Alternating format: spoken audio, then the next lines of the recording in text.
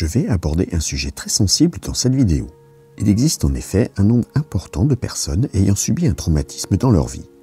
Cela va les suivre tout au long de leur vie, y compris dans celle de leur couple. Bien souvent, cela s'accompagne de souffrances plus ou moins exprimées, ainsi que des difficultés dans le ménage. Par conséquent, si tu es le ou la partenaire de quelqu'un ayant eu ce genre d'accident, il est indispensable de connaître les bonnes attitudes à adopter pour l'aider et ne surtout pas aggraver sa situation. Je vais donc t'expliquer comment gérer au mieux pour réussir à avoir une vie de couple plus épanouie pour chacun. Bonjour à toi, tu es bien sur la chaîne Harmonie Décor.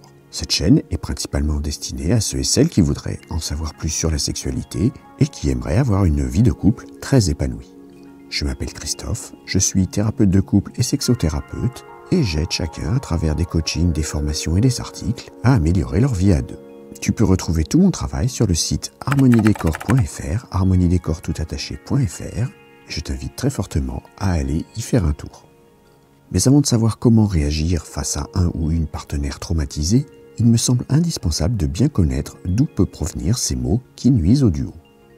Quand on parle de traumatisme, on pense tout de suite à une agression physique. C'est normal, c'est souvent ce qu'on peut lire ou entendre dans les médias. C'est aussi plus voyant. On trouve ici tout ce qui va toucher à l'intégrité physique d'un individu. Il y a bien sûr les coups portés que l'on peut recevoir pendant l'enfance. Il y a deux facteurs aggravants qui sont la violence des coups, mais également leur fréquence. Ils peuvent être aussi donnés dans le cadre familial, mais pareillement à l'extérieur par des personnes du voisinage ou à l'école. Parfois, il arrive de plus de se faire tabasser sans raison, juste parce qu'on est au mauvais endroit et au mauvais moment. Il peut aussi y avoir toutes les privations subies pendant la petite enfance, que ce soit des privations par le toucher, mais également alimentaires. Cela engendre toujours des effets plus tard. Pour finir, il y a de même toutes les agressions d'ordre sexuel, que ce soit des attouchements ou des pénétrations, si ce n'est pas consenti, c'est du viol. Le traumatisme est très fort, car on touche à l'intimité de chacun. C'est une zone que l'on garde pour soi et que l'on n'offre qu'à certaines personnes. Il existe en outre des souffrances un peu moins visibles. Cependant, même si elles ne se voient pas physiquement, les dégâts engendrés peuvent être aussi dévastateurs. Il s'agit ici des violences psychiques. On va trouver dans cette catégorie le harcèlement, l'humiliation, l'abandon, le rejet ou encore la terreur. Cette liste n'est toutefois pas exhaustive puisque toutes les pressions subies vont avoir un effet délétère profond. Ces violences peuvent être faites par des proches dans le cadre familial, mais également dans le milieu scolaire. On peut les retrouver en outre dans l'environnement professionnel, aussi bien vis-à-vis de la hiérarchie qu'entre collègues. Souvent, chez les ados et parfois chez les jeunes adultes, les agressions peuvent venir des réseaux sociaux. Cette forme de maltraitance a d'ailleurs tendance à s'intensifier. Il n'y a plus aujourd'hui de paix possible car le monde électronique peut prolonger les souffrances reçues dans le monde réel. Il devient alors impossible d'y échapper et la pression est constante 24 heures sur 24. Toutes ces agressions vont faire naître des peurs chez les victimes. Chacune va développer les siennes par rapport au trauma subi. Cela peut être la terreur de l'autorité, de la violence, des autres, du contact, des hommes, etc.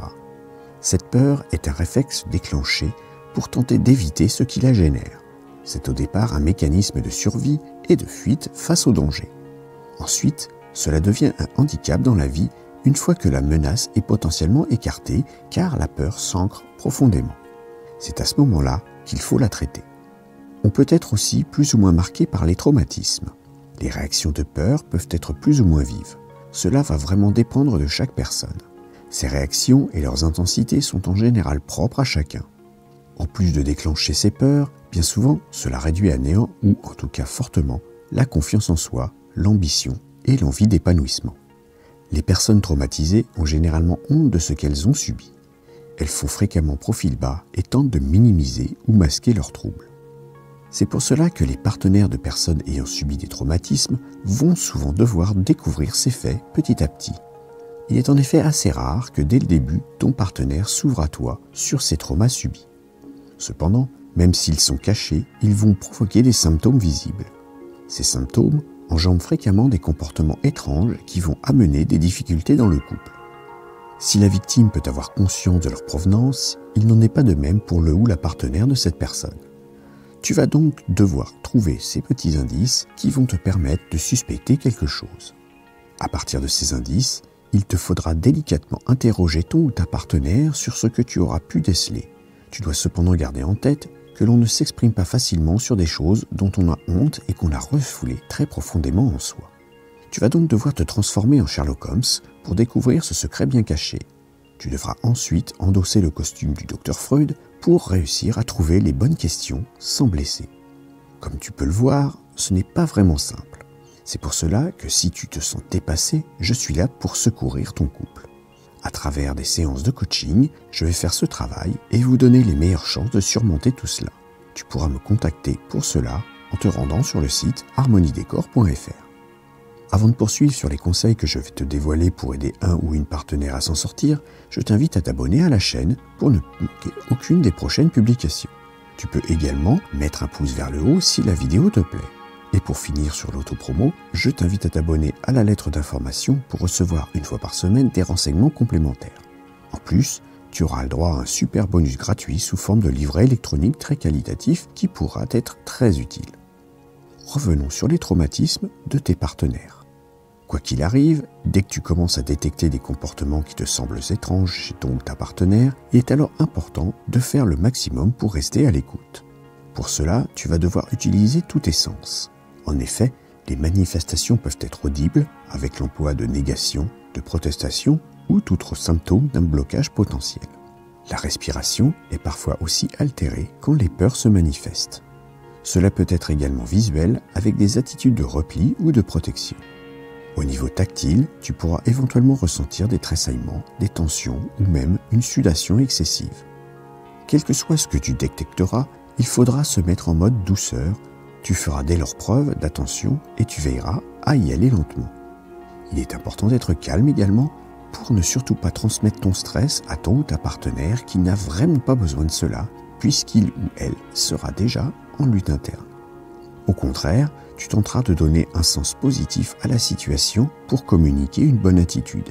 Il est en effet essentiel de montrer que tout va bien se passer et que tu ne seras pas son bourreau. Écouter ses paroles et ses réticences te permettra de t'adapter au contexte. Il ne faudra pas non plus brusquer la personne traumatisée. C'est le meilleur moyen de la bloquer encore plus, d'aggraver le problème et de lui faire perdre toute confiance en vous. Tu devras avancer par petits pas. Tout doit être mesuré. Si tu sens que ton ou ta partenaire approche de ses limites, tu dois stopper. Tu reprendras alors à un autre moment après que les émotions soient retombées. Tu devras aussi prendre soin de ne pas l'amener par tes actes, tes propos ou tes intentions à mettre ta moitié dans la situation qui lui ferait revivre ce qui a causé le traumatisme. Il est indispensable pour cela, bien évidemment, de connaître précisément ce qui a déclenché le trouble et comment c'est arrivé. Ce n'est bien sûr pas toujours facile. Cependant, si un jour, à un moment particulier, tu vois ton compagnon ou ta compagne se tétaniser et commencer à fortement angoisser, c'est que ce qui est en train de se produire lui rappelle dangereusement ce qui lui est arrivé dans le passé. Tu fais très vite marche arrière et tu tentes ensuite d'apaiser ses craintes. Quoi qu'il en soit, tu ne tenteras jamais de minimiser les faits. Ce n'est pas toi qui les as vécus, alors abstiens-toi de tout commentaire visant à sous-estimer la situation. Certes, tu penses peut-être bien faire, mais dans la tête de la victime, ce sera blessant. Donc, la meilleure chose à faire lorsque tu en parles, c'est d'essayer de comprendre ce qui a pu être ressenti au moment des faits. Tu dois aussi tâcher d'appréhender ce qui demeure à ce jour et adapter un discours neutre et bienveillant avec ton ou ta partenaire. J'espère maintenant qu'avec tous ces conseils, tu te sentiras bien plus en mesure de venir en aide à un ou une partenaire ayant subi des violences par le passé. Ces traumatismes peuvent être aussi bien physiques que psychiques. Tu dois de même garder en mémoire que la plupart du temps, les victimes ont une très mauvaise estime d'eux-mêmes. Il te faudra alors les soutenir et les aider à surmonter ce lourd passé et réussir à avoir une vie plaisante à tes côtés. Je t'invite à me dire dans les commentaires si tu as déjà été confronté à cette situation dans ta vie sentimentale et comment tu as réussi à t'en sortir. Merci d'avoir écouté cette vidéo. Pour aller un peu plus loin et rejoindre le cercle des fins connaisseurs pour une sexualité épanouie, je te conseille de t'abonner à la newsletter. Tu retrouveras l'article complet, il te donnera plus de conseils et des astuces. Abonne-toi à la chaîne, active le petit pouce bleu, éventuellement ajoute un commentaire et à bientôt.